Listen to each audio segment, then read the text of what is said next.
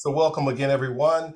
We're going to have a great health symposium, and I'm so glad that you are here. We're going to have an incredible time, as I was saying a moment ago. Let's go into the symposium.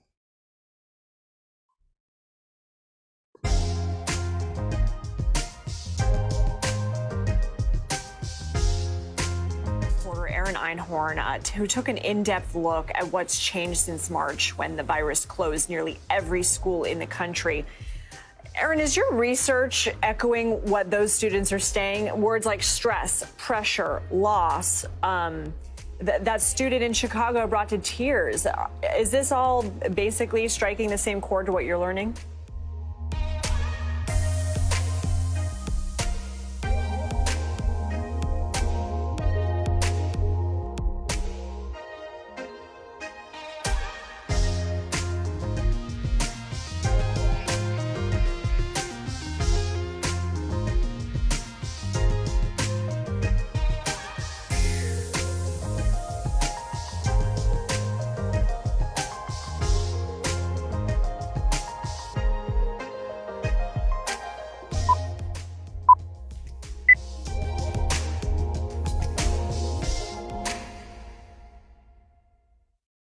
All right.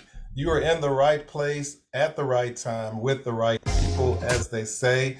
Welcome again to our health symposium. We are joined by Reid Temple Christian Academy's own mental health professionals tonight. So glad to have with us in the house Mariah Dabney. She's our new school nurse. So clap it up for her. We're excited about her. And we also have our brand new counselor, Teresa Brinson. So let's clap it up for her. Thank you for being with us. And finally, our new PE teacher slash athletic director, Angela Nadeo. So clap it up for her. All right, welcome again. We're going to have a great time. This is going to be a wonderful time of being refreshed. We know that we're in the middle of a pandemic.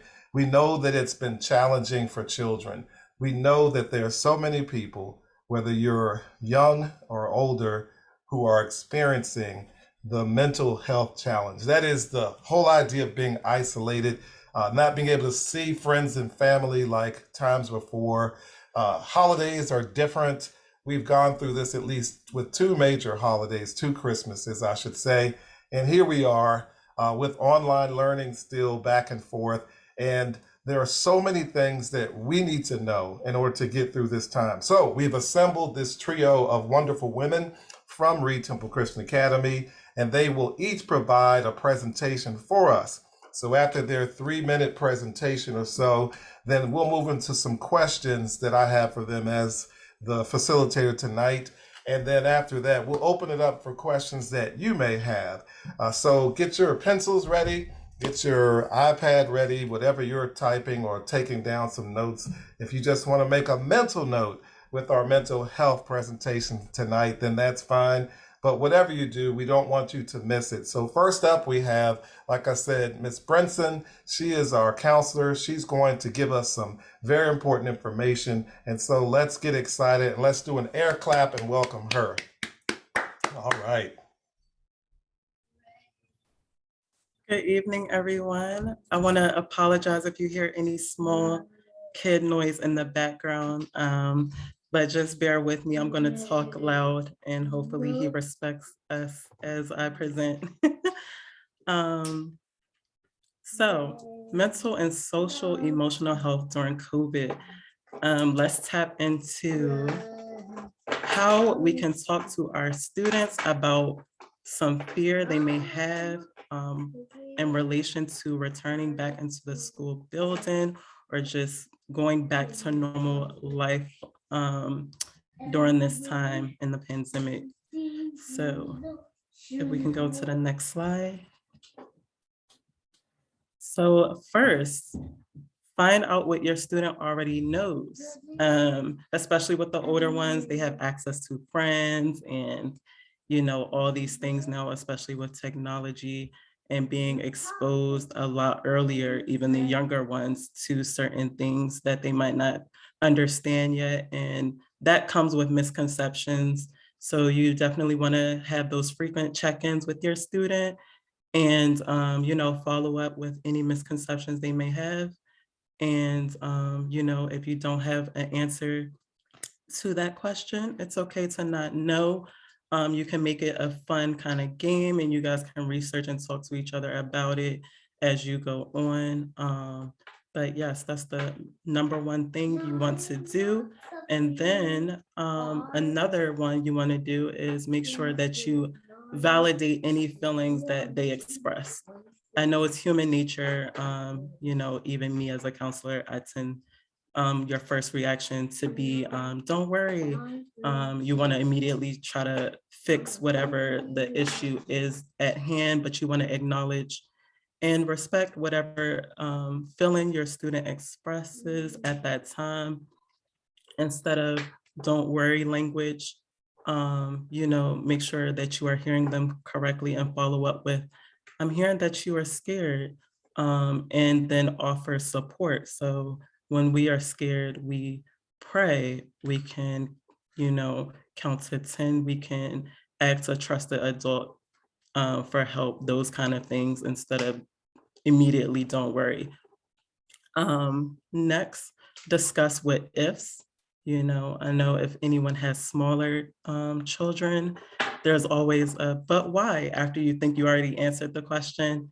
Or, after you give your response, they're like, oh, but what if this happens? And you're like, oh, okay. And then you kind of get into, a repetitive cycle of trying to find answers. But like I already stated, if you don't know, just be transparent in, not knowing the answer, because sometimes that does happen.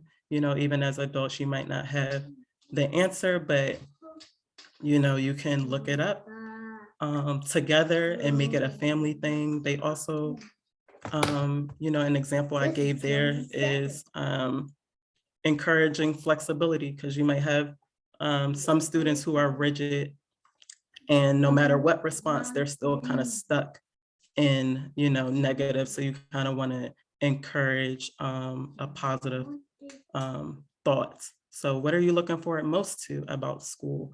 Who's your favorite teacher? What friend are you excited about seeing, and those kind of things? And if you need more guidance in kind of opening that dialogue and questions, they have these cute, like fun, you might not can't see because it's so bright, conversation starter cards. This is just one example.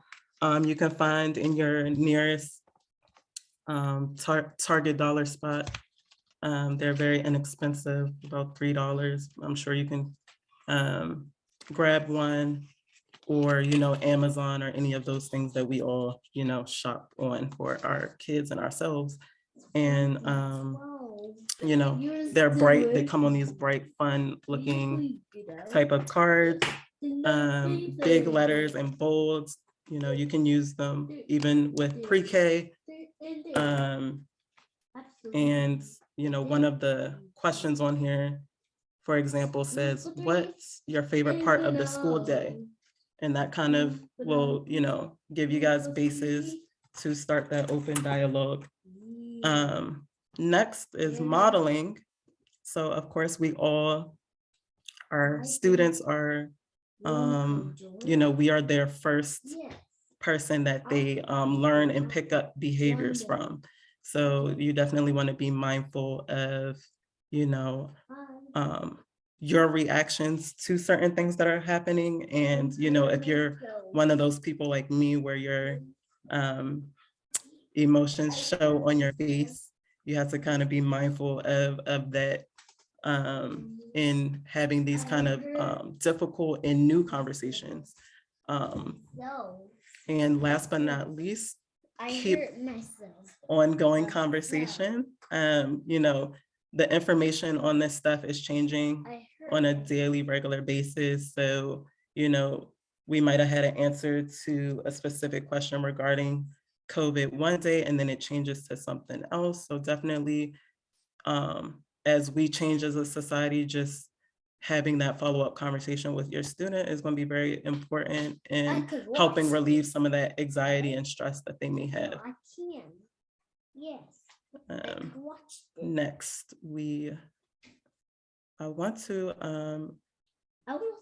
tap into some wraparound services for you guys. Of course, in-house, it's me, and I am here for in-school support and will be accessible to your student for any one-on-one support they may need outside of the classroom. But I will also be pushing into the classroom, and this definitely will be one of those topics that we would talk about, is feelings related to COVID and kind of how they have been managing so they'll have group support and those kind of things going on in school. And I have an open door policy for them to be able to pop by into my office anytime as that arises. Another service, if you feel like your student may need some more intensive support outside of school, there is a virtual pediatric counseling service, Growing Young Minds Counseling, and they provide virtual individual mental health therapy to children specifically. That is their specialty, and all age groups, all the way up into 18. So you will be able to, I have the link there, growminds.com, but I can also put it in the chat for those who may want that resource to look back on, as well as, last but not least, being able to access recreational activities and any family activities. Baltimore City's rec website now offers virtual fun things for families and students to be able to access via Zoom. So that's something you guys can also check out for those of you who have students who are trying to be more social and want to get out there, but maybe you all are not yet ready for them to be exposed back the way that we are all used to being. Last but not least, I want to share with you all my top 3 tips in order to assist students with overcoming COVID-related stress. So the first one is, of course, establishing a regular routine. And I know this has also been difficult to kind of maintain, of course, because of the times we live in right now.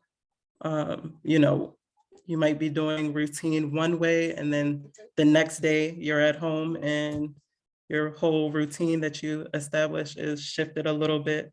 But consistent bedtimes, nap times, and even if you're just adding one thing that always stays the same, whether it's dinner or we always do prayer at this time, those kind of things, or we read a story before going to sleep. As long as you have at least one structured thing that remains the same, the rest of it kind of gets easier, and it still will be beneficial to your student despite the other changes that may be happening. Second is staying mentally and physically active. Of course, Ms. Nadeo, she's going to get into it a little bit more as far as what the physical part of it is outside of what you already naturally might know. But mentally, you can slowly start introducing positive affirmations and mantra building to your student. I know some of us staff and teachers are already doing that in their classes, which is great. So your students are familiar with that.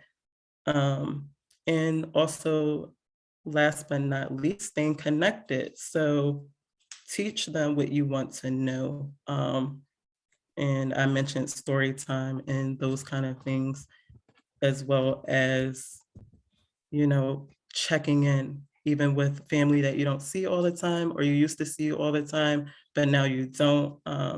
Just staying connected whether it's via Zoom or establishing a new routine. So if it was, I know for my little one, for example, he's used to at one point every weekend going to grandma's house and those kind of things, and that being a shift to now, that turned into a Zoom meeting. And then we see her maybe once a month with testing negative and those kind of things. So definitely trying to stay connected the best way you can and what works for your family. I also will be adding a couple of resources to the chat to go along with some things that are reviewed. Thank you guys. Thank you, Ms. Brinson. Thank you so much for the tips and strategies, especially the three at the end. And it is so important that we all understand this pandemic has taken a toll on everyone, and especially students. And so, for this reason, there is a plethora of information that is out there. You can Google it, you can find it. Like Ms. Brinson said, she can offer it. The challenge is that there just aren't a lot of mental health professionals. There are not a lot of counselors right now. There are not a lot of psychologists for the heavy load of students and adults who are experiencing some social emotional challenges related to the pandemic. So for this reason, again, we're providing self-help tonight, but also help that you as a parent or as a teacher can offer students and children as you come in contact with them. So thank you. Those were excellent tips and strategies. We're going to move quickly into Nurse Dabney's presentation. Each one of our panelists is presenting for about 3 to 4 minutes, and then we'll go into some questions. And so, Nurse Dabney, we want to thank you. You're up now at this time, and we want to welcome you once again to Reid Temple Christian Academy, but also to speaking tonight and sharing your presentation with us. Greetings, RTCA community. Such an honor to be here tonight. Okay, so we can go into our first slide. Second slide, there you go. A healthy mind breeds a healthy body. So our students have never experienced a time like this. Some of our parents have never experienced a time period like the one we're living in currently. Every aspect of life has changed, and unfortunately, sometimes with change comes stress. So ensuring that your students' mental health is up to par definitely ties within their physical health. So going back to what Ms. Brinson said, words of affirmation, for example, having your student get up in the morning and say, "I'm strong, I feel good." Those words then marinate, and your student will feel strong and good. Okay, we can go to our next.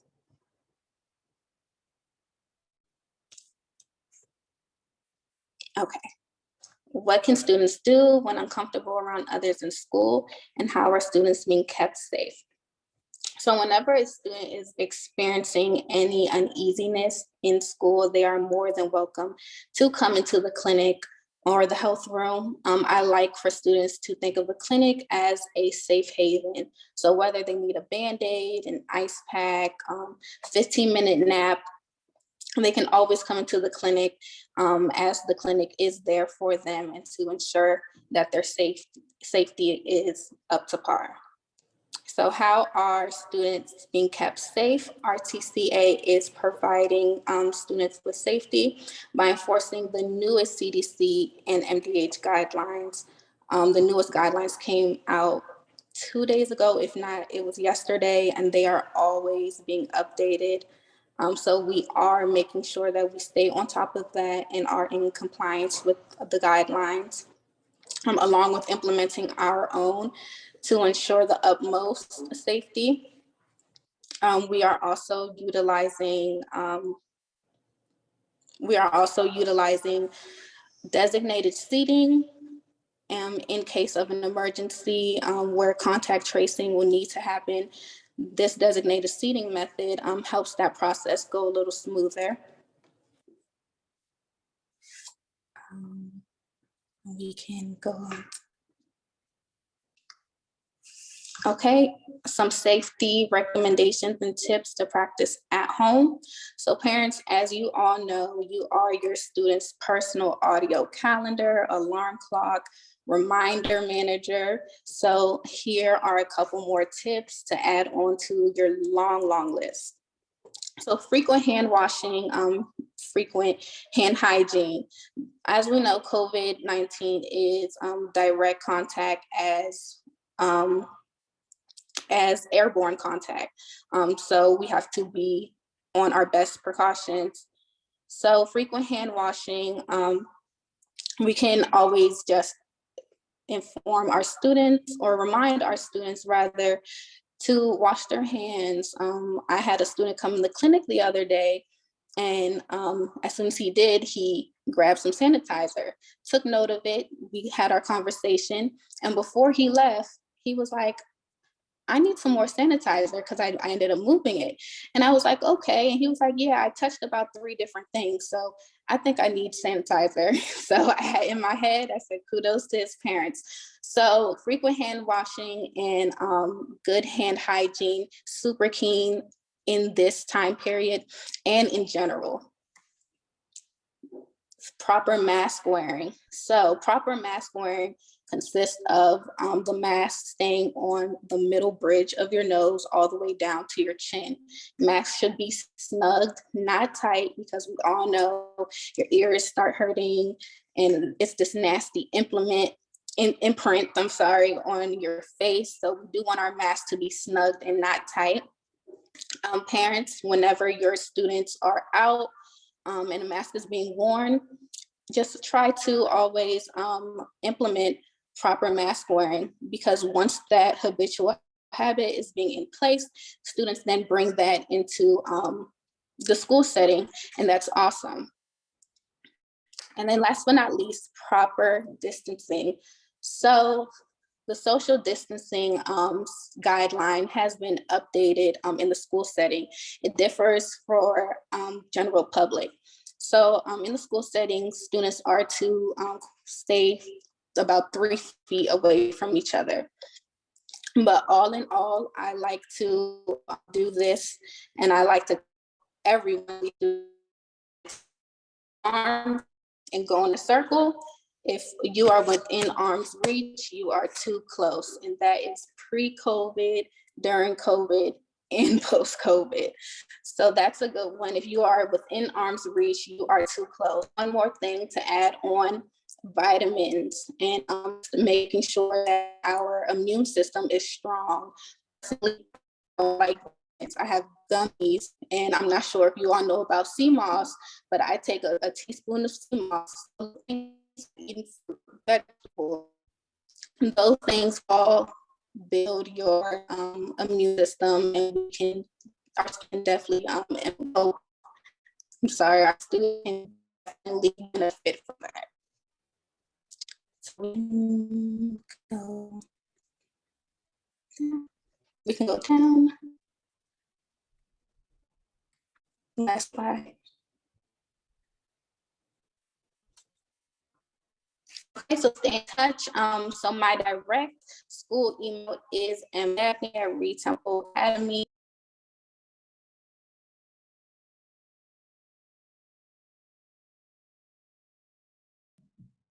Well, thank you, Nurse Dabney. I think your video is having a little bit of a challenge, so we're going to move on to our last panelist with their presentation, and then go into some questions that I have, and as well as you have as well, everyone. So Ms. Nadeo, our PE teacher and athletic director, so excited for what you're about to share. You're up at this time. Thank you. Thank you, Director Wilson. Hey, everybody. I know it's late. We've had a long day, so I will be brief but fun, because that's what we do in PE. So go ahead, Mr. Wilson, to our first slide. Oh yeah, I have a big announcement here. So our first ever golf fundraiser for our TCA will take place Thursday, May 26th. It's the first annual. This is a big deal. This is a time for connection. This is a time for everybody getting together and working together for the good of our organization. And I will be sending out more information. We will need lots of help and in different ways. And so we're excited. So save the date, keep that in the back of your mind. You never know who I may knock on your door and ask for some help. So Thursday, May 26th, coming up, golf fundraiser. Thank you, Mr. Wilson. Next slide, please. So, right, how has COVID-19 impacted you and your students? You've heard this. You are dealing with it. We're all dealing with it. We are so over it. I don't want to talk about this anymore. My mental health status is like, I'm just done, right? So what's happening? What's happening to our kids? You know, what's happening to you? All of these things, our routine is upset. Our home is now our workspace, our school space. There's too many things crossing over. You don't have a chance to separate any of this. And so lots of things that our children are missing out on. Some of you may have older students, your high school students, they didn't get to graduate. They didn't get to walk across the stage. They didn't get to enjoy their senior year. There's a lot of things that people are missing, these major milestones in their life. And we're in such a hurry to get back to life. And so, but it's not happening quickly. So things are suffering along the way. And so this is why we were talking about our mental health, and our students' grades are suffering. The interaction via Zoom is not the same thing as being in the classroom. So when it comes to sports and athletics and things like that, this is why I'm here. What are some things that I'm doing as an athletic director? What are some things that I'm doing as your PE teacher? Go ahead, Mr. Wilson, next slide, please. So staying physically active during self-isolation. You're like, I know this, Ms. Nadeo. Why are you preaching me to the choir here? So it's because we're got a different little set of standards here. So 150 minutes of moderate intensity, 75 minutes per week sounds like a lot. It does. Why? Because you're confined into your own little spaces and such. But muscle strength is also important, 2 or more days a week. Well, I don't have a gym. I don't have access to things. Things are difficult when it comes to accessing things. And so this is where I'm teaching your students how to do this online. And you can join my PE classes if you like. Come and see what we do. Come and see your little ones, come all the way up to 8th graders. Join in on the workouts. I have been doing this actually for a while now. And when I do have parents come on board, they may have learned something. So I'm a parent of a middle schooler as well. So I understand what we're all going through. So these are just some of the things, these are just some guidelines. You know, our mental health, when we're doing exercise, releases endorphins. And that's going to help us. It's going to help your student. Unfortunately, we've got PE once a week for our younger ones and twice a week for our older ones. You have to be the catalyst on helping and moving this forward. Go ahead, Mr. Wilson, next slide, please. So little things, take your breaks, get off the screen, go take a walk, move around, go outside, walk around your neighborhood, make the stairs your best friends. Those of you who have stairs in your house. I do a lot of research on Pinterest, random website, on using the stairs as a way to do push-ups. Use your own body weight as a source of strength. I work on with your students doing things like push-ups, sit-ups. Like I have a 12-year-old. He's like, Mom, I want to lift weights. No, you're not lifting weights. Use your own body weight. Doesn't cost us anything. Dance. Put some music on, get those children moving, get yourself moving, get out of your head. Let's have some fun. Got to get away from all the things that are tearing us down, and let's put a little bit of life back into life. If you got a pet, take them out for a walk, throw the ball, do something, but it is important. It is vital to your health and to their health, and doing it together it's going to make it fun, because if you're doing it with your students, or you're doing it with your children, they're going to be a little more motivated. Ms. Nadeo, I'm tired. I've worked all day. I've been in the house. These kids are driving me nuts. I don't want to do it. I get it. I understand. I am there. But we don't have many choices. We don't have many opportunities. So these are the things we got to take advantage of. So I don't believe I have another slide, Mr. Wilson, right? That's what I gave you. Okay, so just in general, consider what athletics, I don't mean it like that. Consider what being active means, and it's a mindset. And I'm a resource for, hey, how do I do this? Or where can I find this? You guys can find me on the website. I didn't give you guys my email, maybe purposefully, I don't know. But utilize the three of us that are here for the things that we know. Or find some resources, but don't give up, don't give in. And let's get through this because we can. So thanks everybody. I'm so excited to be part of this family and this team. Thanks, Dr. Wilson. Thank you. Thank you. Wow. When you were talking about strengthening yourself using your own body weight, that might be more than some weights for me in the gym. I want no part of that. I'm looking at that guy who was struggling. Let me go back to his picture. He's struggling to do that push-up. And then that's me. See a sweat coming off his head? That's me. Don't have a pet right now. Do like dancing, but we are so with you, so with you.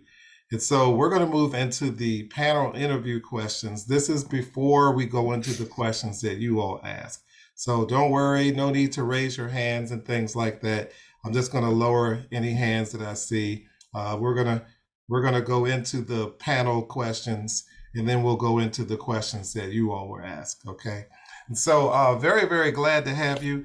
I'm gonna go into the second one. So of the three panelists here tonight, ladies, what are some tips and strategies for students who have returned to campus or feel uncomfortable and are learning online at this time? And the reason why we ask this question is because we kind of go back and forth with on campus and in person. And so with that, there are some challenges associated with sometimes being in person. So in other words, we know that it's better to learn in person than online. That's period with any program you could do, etc. But being in person can feel uncomfortable. Again, it's better to be in person. For example, if someone asked you, let's say you're hungry, would you rather have a real sandwich or a virtual sandwich? No, I want a real sandwich, right? Let's say you get paid on Friday. Would you rather get a virtual paycheck or a real paycheck? I need real. Miss Washington's going, oh Lord, I need real money, not virtual money, right? So let's hear your responses to this. What are your thoughts about this question? Anyone, and we can start with Ms. Brinson. Just any real quick tips or strategies for students who have returned to campus and feel uncomfortable. Yes, so of course, outside of me wanting them to come see me, of course, if they would like, they can definitely come and utilize my space. But some tips and strategies that they can use is definitely to identify exactly what it is that they are uncomfortable about.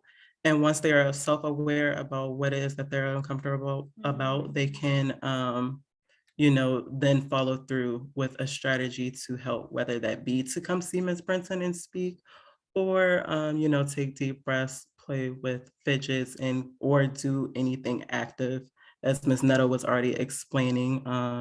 Definitely, like was already mentioned, was using those character building skills through positive affirmations and mantra building, those type of things, as well as having that group support. I think mostly, especially even with the little ones, just having that peer that they can, talk to and refer, and, that build that community support, because they might not always want to talk to us adults, but, they definitely have those friendships and connections with each other. So, yeah. Yeah, you mentioned the peer aspect. So we already have social distancing. Mhm. You talked about grandma coming in frequently for your son, just as an example. You shared that as a personal example. So then we have social distancing. And then unfortunately, there are times when folks need to quarantine. So you've got isolation. And this whole idea of isolation really takes us away from the interdependency you just mentioned, where we can kind of connect with each other, give each other encouragement, and feed off of energy. So would you say a replacement would be like the technology we're using tonight? Or what are your thoughts about that quickly? Yes, I definitely think utilizing Zoom or, FaceTime and those things would be an avenue that they can definitely use. Resources, stories.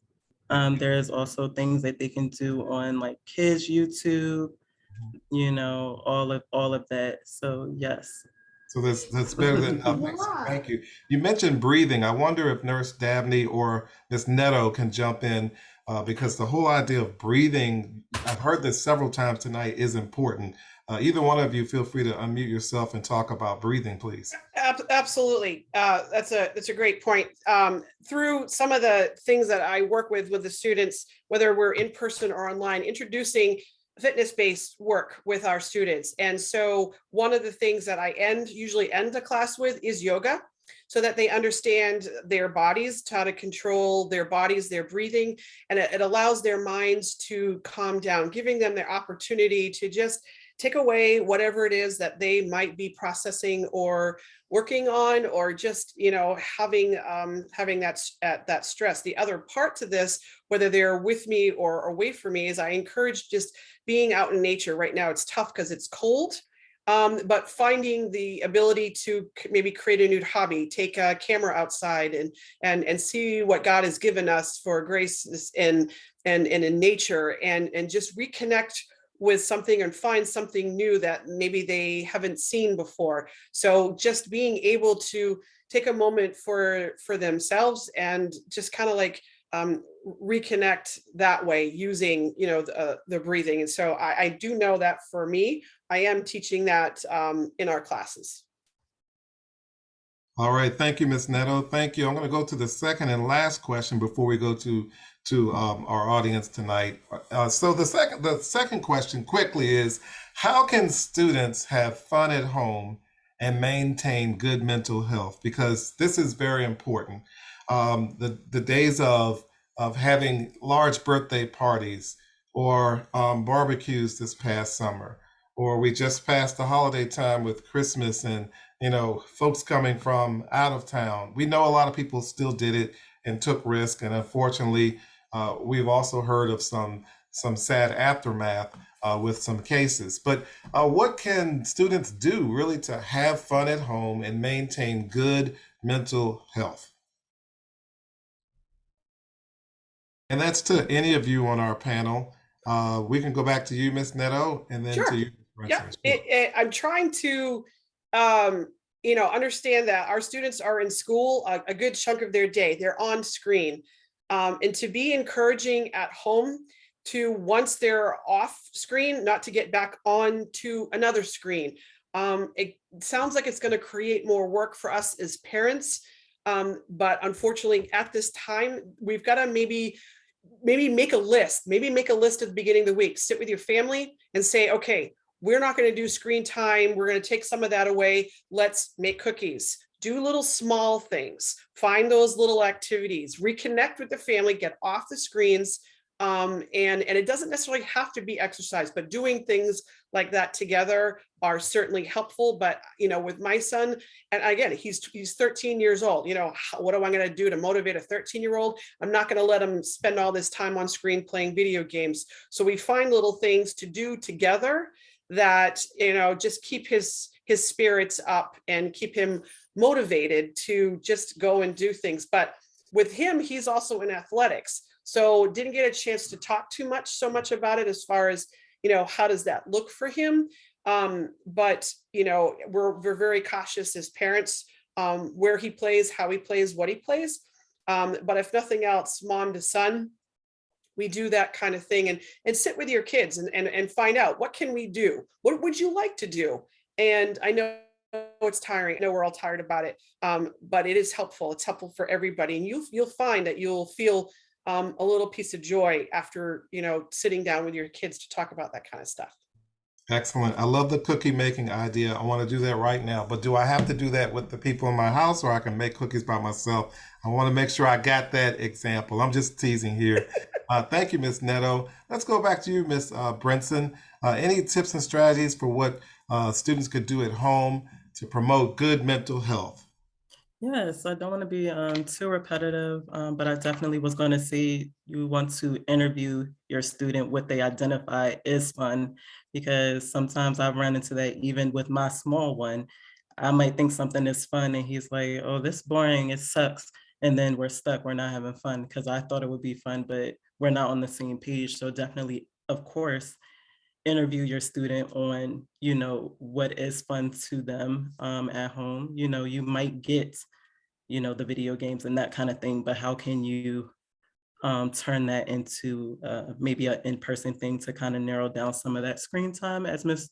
Nadeo was saying. But sometimes you have to give a little to get a little back. So that might be a way that they connect with friends, but definitely monitor it, and making sure that it's appropriate for whatever you agree per your household, to be I heard you fun. say that, if I could jump in, I heard you say that before earlier as well. And this whole idea of moms, dads, grandparents, even teachers tonight. And we want to thank all of our teachers who showed up and staff from Reid Temple tonight. The whole idea of being present, and you said the word monitoring more than once tonight, and physically seeing what's happening with our students, right? Looking at what's happening with our children, being observant and being aware of where they are mentally. And that's a hard thing to do when, as parents, as teachers, as staff, we all need to check in with ourselves as well and kind of figure out where we are. So we're administering self-help at the same time, looking after others and their mental health and providing help for them as well. I wonder if any of you three panelists wanted to speak to that in the last minute we have for this segment. And I know you were speaking, Ms. Brinson. You can feel free to finish saying what you were saying, or either of you three want to talk about that. Just being observant. Thank you. Yes, yes. No, that was perfect. Definitely monitoring is key, especially with mental health. You want to be outside of just the fun aspect of it. You want to monitor and have those check-ins just to make sure, that they are okay. Technology, like you said, you can get lost and sidetracked. I know a lot of us are heavy into work, and some of us have even become remote working. So you definitely, want to be a part of your child's at-home routine once they are home from school, and just have that open dialogue and frequent check-ins to make sure they are good. And if you're not a resource to them, that you are there as a support to help them get that outside support if they need it. Thank you, Ms. Brinson. Okay, folks, we're in our last segment and the last 10 minutes of our panel, our symposium tonight. And so at this time, what we'd love for you to do is utilize the chat feature and place within the chat feature any questions that you have for our panel. I'll be repeating those questions. We'll be glad to hear those questions, and want to thank you in advance for your questions. And so panelists, I'll address some of them directly to you. If there's a direct question to you, I'll tell you it's for you as well. So please, at this time, feel free to use the chat feature. And while we're doing that, we just want to thank everyone in advance for coming out tonight. I know in our last 10 minutes here, we've got a lot of information in a short amount of time. And this is so important for us to have when we're dealing with this pandemic and the effects of it. It's been an ongoing situation, and it's certainly not been an easy one. So at this time, put your question in the chat, and we would love to have your question answered by the panelists. So as the questions are being typed at this time, some folks are typing, that's good. Just keep typing.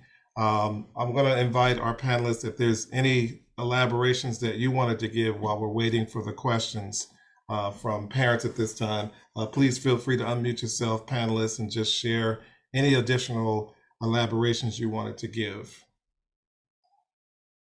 Okay, I have one question that is finally finished being typed here. So it says, what are some family physical activities? This is a good question. What are some things mom wants to know they can do as a family during the pandemic? some good physical activities for a family? Great question. So it depends on if we're looking to be inside or outside. So I'm just going to go outside first, just because that's a great way to rejuvenate our bodies and our minds. Is to be outside, is to go for walks, go for hikes, lots of trails and everything near our counties, and explore. Find, look for things that you never did before, you kind of took for granted, and you utilize this time to get out and find a new park and find something new. The other thing I like to do is, I really, believe it or not, I use Five Below as a resource, honest to goodness. And they have weights, they have yoga mats, they have kettle drum, they have all these kettlebells, they have these equipment things that are very inexpensive steps to step up, that you can create your own little workouts together, turn it into a game, turn it into, and see how many push-ups you can do or curl-ups you can do. These are things your children are doing in class, and ask them about it. And let's see how many mom can do, how many can dad do, how many turn it into games, especially with our younger ones. They're gonna love that, and that way you get a little health thing going on for yourself. They're doing it, and you're making it fun. If we start to take the fun out of those type of things, nobody's going to want to do it. So kind of be creative with those things and utilize some of those resources, again, like your body weight. Even if you got cans in your house, jugs of milk, jugs of water, things like that. Utilize some of those things that are very inexpensive, but that are fun to do together. So I hope I answered that. If I need to elaborate more, I'll be glad to do that. Thank you, Ms. Neto. All right, we have some more questions from parents here. My sons have a hard time focusing and following multi-steps. What suggestions would you give to reinforce multi-step directions at home? And that question is directed to Ms. Brinson. So what can they do at home with their child or children to help them to reinforce multi-step directions? Yeah, so definitely I can send a resource to that parent, but you want to model the behavior is the best way into introducing multi-step. I'm not sure what age your student is, but modeling is the best way to get them used to and adjusting to multi-steps. Depending on their age as well, depends on the amount of words you use per each step. So I kind of tend to, I guess the easier way, for example, if you have a pre-K, you want to use 2 to 3 sentences in your steps. Don't go over, 2 to 3 words in your sentences. So don't go over that because it gets too confusing. And then you also want to have them act out the step before going into the next one. So don't say all 3 steps at one time into a paragraph. Say one part of the step. And then once they do that, say the second one and so on until they master it. Okay, thank you, Ms. Brinson. Another mom has a question here, another parent. They're asking for suggestions for students to take mental breaks during the day. This question actually, it's for staff and students. What can staff and students do to take mental breaks during the day? So Nurse Dabney, Ms. Nadeo, or Ms. Brinson, feel free to unmute yourself and share. Great question. First and foremost for me, like when I'm at home teaching virtually, we don't get a lot of time off for me. Like I have one class run right after the other. I do, I'm just telling you now, Mr. Wilson, I do stop a class a little bit early so that I can get up, get away from my screen and move so that my eyes can adjust and my head can adjust. The other thing to do too is that if your student is sitting down, make the adjustment and maybe perhaps put the computer up on a table, get them to stand up. When you're standing up, you're burning calories, believe it or not, and you get your endorphins moving. So just a change in venue may help with the adjusting there, but give yourself some time to step away from the computer for a bit. Okay, great strategies. Thank you, Ms. Neto. Okay, we have time for one more question. One more question from a parent, and the last question has to do with just being anxious still. This is a challenging time, and none of us know when it'll be over. But are there any other tips and strategies for anyone who's just feeling anxious? And maybe this parent is noticing that the anxiety is beyond a normal level and needs wraparound services. I don't know, but feel free just to share any additional tips and strategies there, Ms. Brinson, that you think could help this parent out. Sorry, the first half was broken up a little bit. Can you repeat the first part? Okay, so the last question was, are there any other strategies and tips that can help with a student who's experiencing anxiety? Yes. So you definitely want to meet with the student about the triggers, and so what is causing the anxiety, and that will give you a little bit of guidance on how to address those specific things, because there's some underlying fears that is causing the anxiety. So you want to be able to understand those to know how to address it.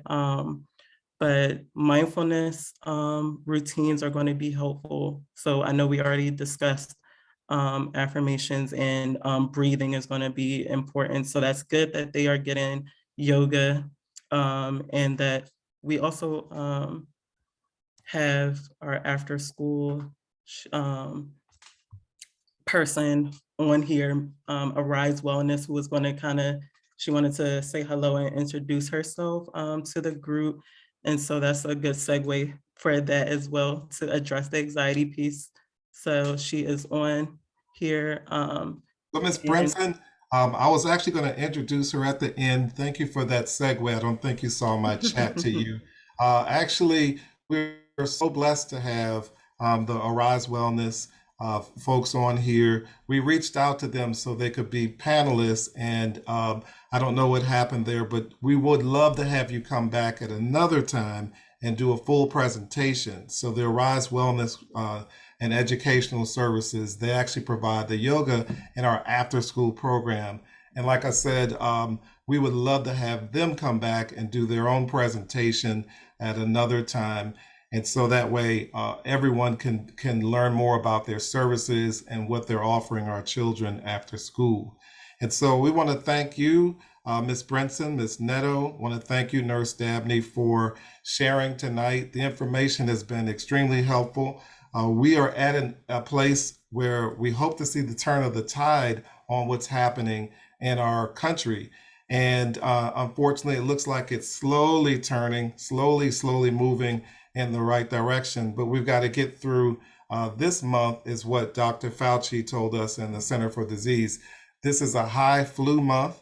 This is a high month where we've seen just out of the ordinary cases with the virus since the virus has really shown up on the radar for everyone. And so it's been a challenging time, but we're going to get through this time.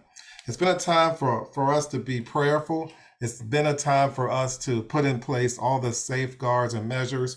We are prepared to do life and continue on with like business as usual. And unfortunately, a lot of people who are throwing caution to the wind and are just doing business as usual, they are missing a great opportunity to follow all of the health guidelines that Nurse Dabney mentioned. And so because of that, it's kind of staying with us longer than we wanted to, and it's really wearing on everyone mentally. I would encourage everyone to continue in prayer. I would encourage everyone to continue to do all of the tips and strategies that we heard tonight, and to be mindful that it's wearing on us, not just physically as a nation, but also mentally and spiritually. And we will get through this time. This time will not last. There have been other times that we've experienced as a country. I know we could say, unlike this one, unprecedented. There's no script, no manual for what we've gone through in the past to prepare us for what we're experiencing now. But what we have is each other. What we have is our faith.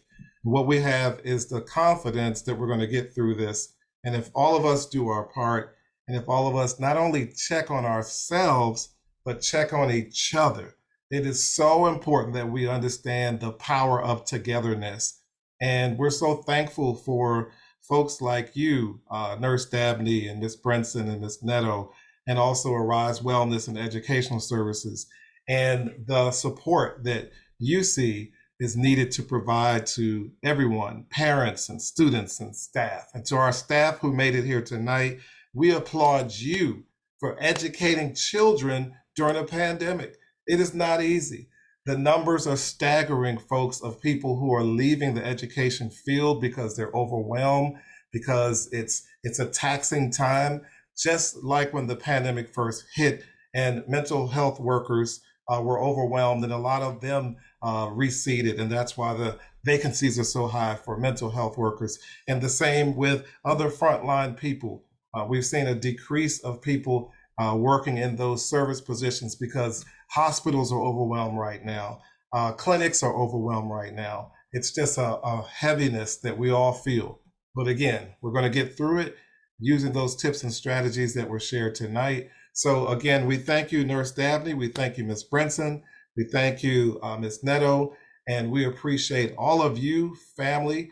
We are a community. Thank you for coming out tonight.